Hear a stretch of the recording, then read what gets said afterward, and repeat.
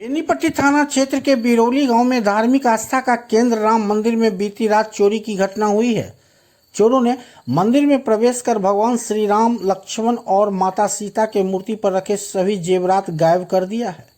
वहीं दान पेटी से चोरों ने करीब 2 से 3 हजार रुपए गायब किए हैं।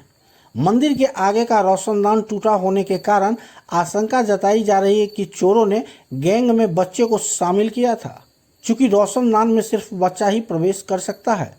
उधर मंदिर पर देर रात तक झूला कार्यक्रम हुआ, जिसके समापन के बाद मंदिर में ताला लगाकर पुजारी घर चले गए।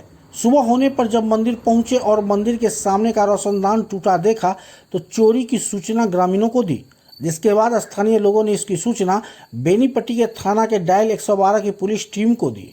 मौके पर पहुंचे डायल 112 की पुलिस टीम ने प्रारंभिक जांच के बाद थाना में लिखित आवेदन दिए जाने को कहकर लौट गया। पुजारी ने बताया कि चोरों ने भगवान का चांदी का मुकुट, सोने की बद्धी और चांदी के अन्य जेवरात ले गए हैं।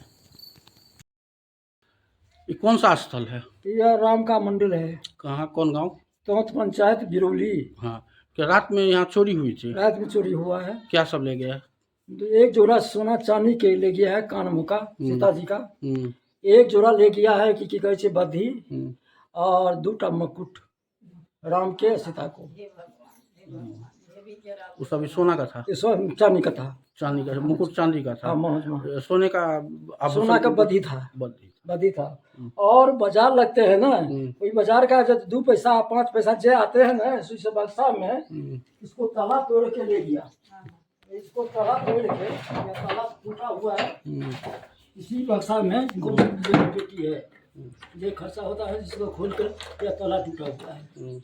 यही बक्सा है। कितना लगभग पैसा होगा इसमें? 1000-2000 होगा, इससे ज्यादा थोड़े होगा। 1000-2000? हाँ, झूठे क्यों बोलेंगे। अच्छा, पुलिस आई हुई थी? हाँ, पुलिस आई थी। 112? 112। हाँ, तो क्या हुआ उसके बाद? उसको देख के कच किया है। वो कहा था कि आप चल जाइए थाना पर आवेदन थाना पर आवेदन दीजिए। हाँ, गए थे आप थाना पर? नहीं क्यों?